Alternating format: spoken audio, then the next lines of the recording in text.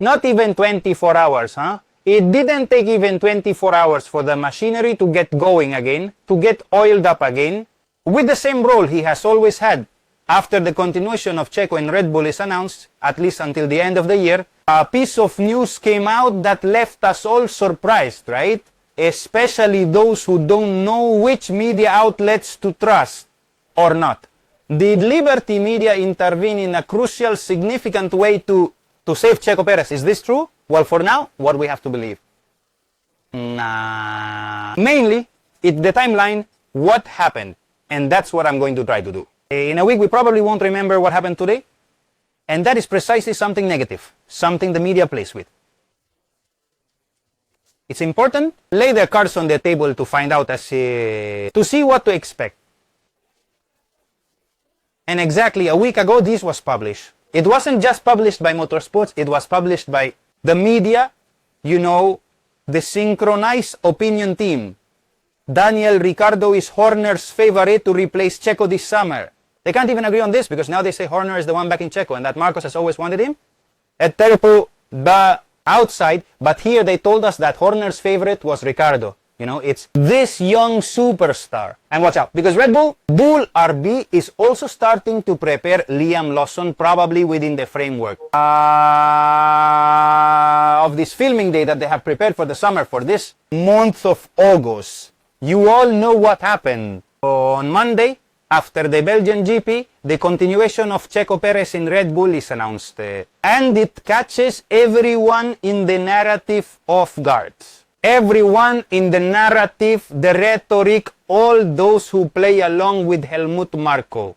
How do we fix that? Well, with news like this, Red Bull wanted to fire Checo Pérez, but Liberty Media prevented it. This is how they get away with it. It's their way of giving a bit of legitimacy to what they've said, since they made mistakes. Well, no, we were not wrong. They wanted to get rid of him, but at the last moment, Liberty Media arrives as a saving measure to save Checo Pérez for his big prize for the home Grand Prix they don't want to lose.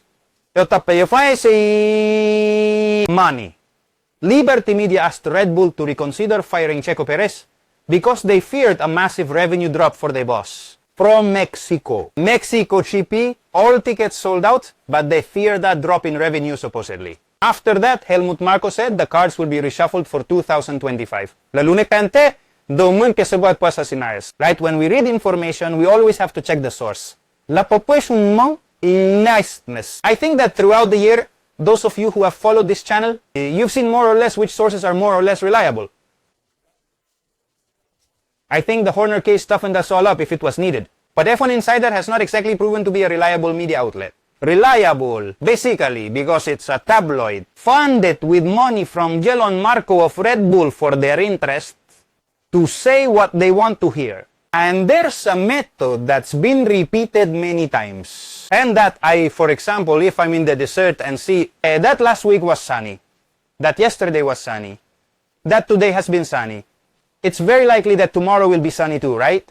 Well, if I've seen certain media outlets have tried to destabilize Checo and Checo Pérez's environment at key moments, was it very likely I'd go on Monday? Did you know that this week hadn't ended and now because there's one thing you need to learn. They always have the last word. They will never end up looking like liars. They will always have the last word. Why? Well, because it benefits them. Because there will always be people who believe it. Right? Here you have it. Pérez, Mexican GP as salvation. What a shame if this is true. If this is real, it's shameful. Well, you decide. Without names or surnames, but they try to spread all this nonsense, right? And what's worse, media outlets this morning, we woke up to all in unison, synchronizing, talking about F1 Insider from yesterday. Saying exactly the same thing. I insist, because they do it to justify themselves, to justify they were wrong, they made a mistake. Why did we get it wrong? Because last minute, Liberty Media, the owner of Formula 1, stepped in and saved Checo Pérez's ass, and you guys have too. And then it's believe it or not. Here we have a report from Germany and also a positing yeah, this is already a classic, right? German sources to give it a bit more legitimacy so people believe it a bit more. We don't say F1 Insider because then no one will believe it. Sources from Germany, I don't know if it's from Bild, I don't know if it's from Amus, it could be any media, right? It doesn't matter, we put them all in one big mishmash and let people swallow it. They intervened to convince Red Bull to keep Checo Pérez. Pérez's home race, the Mexican Grand Prix, will take place in October. Here you have the message on a big sign. Liberty asked Red Bull to reconsider their decision to drop Checo Pérez. More media outlets. Today we woke up to see news like this or analysis like this. Red Bull keeps Pérez. And it's set to go for McLaren in this 2024. It is also... This is a classic, right? Take for granted things that haven't happened. Battles that haven't been produced yet. Well, according to some media, this will be the end of Red Bull, right? The best way to respond to that, well, it is like many of you are doing, which is just taking it as a joke now, like laughing directly at things like this. But if not, well, the way Checo Pérez announced his series, giving up, never fighting for every inch of track next to the wall. It's in my DNA. There are no coincidences, and this has been the perfect moment. That Pérez announced his series at a time when he was being so questioned, and he was already fed up in Belgium, and he said, I'm not going to answer one more question about my future. Not one more. Why do you think Checo says that? Because he knows his continuity isn't at risk, no matter how much some say the statement about Pérez's departure was already drafted. Who was going to be his last boss in Belgium with Red Bull? This doesn't make any sense. And besides, it doesn't make sense because imagine if Red Bull wanted to get rid of Checo. One thing is to get rid of Checo. And another thing is that Red Bull has plans for someone who has been important in their history, Max's teammate during these glorious years for Red Bull. Ruin his sports career. When the die is already cast, when practically everyone has announced renewals, signings, and there are very few seats available. Hey, team, you just go ahead and get rid of him, right? This just doesn't hold up. It wouldn't make any sense at all. And that's why we have never believed in it, nor have we given it a shred of legitimacy. But well, you already know how this works, don't you? Here's the article. This is the F1 Insider article. Even the Verstappen family was surprised. That's what they say. That the Verstappen clan was surprised because they already considered it a done deal. A meeting had already been held with Checo.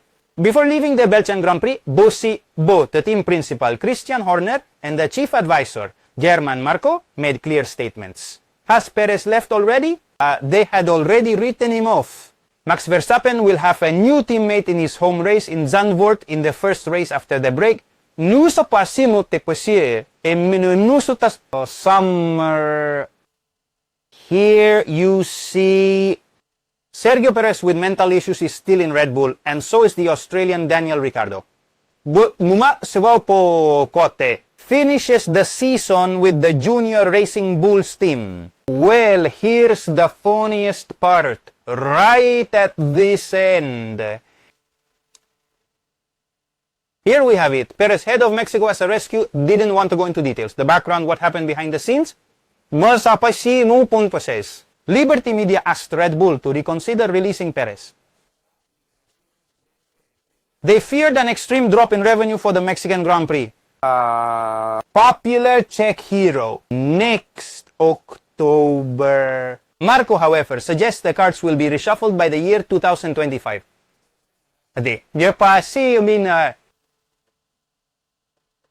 Everything is still possible for 2025.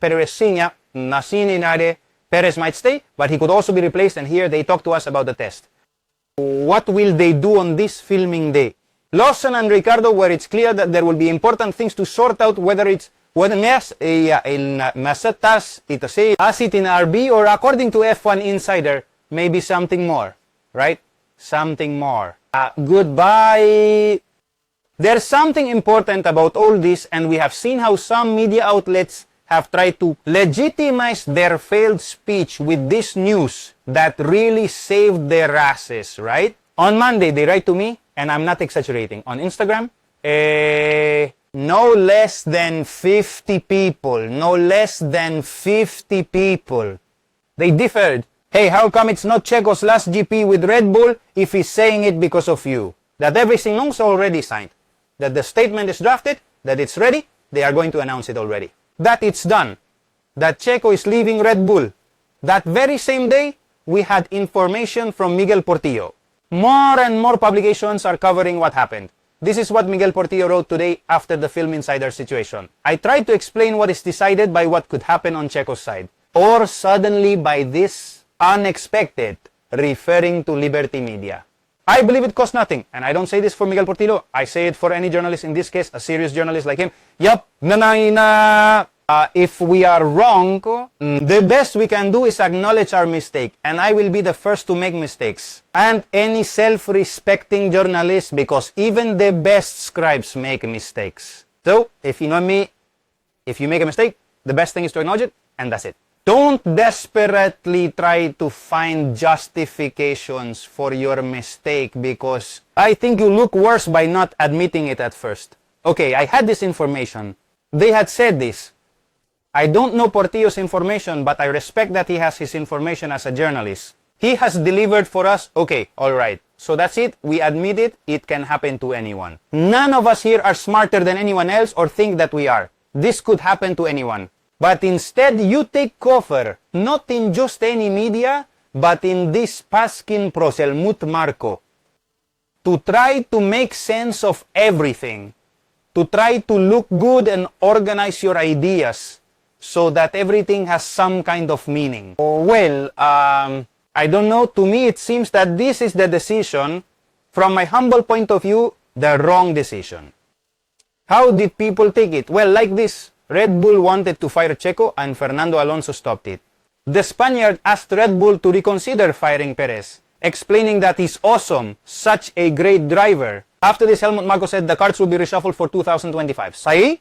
Usaito, papo. Are we being frivolous? No.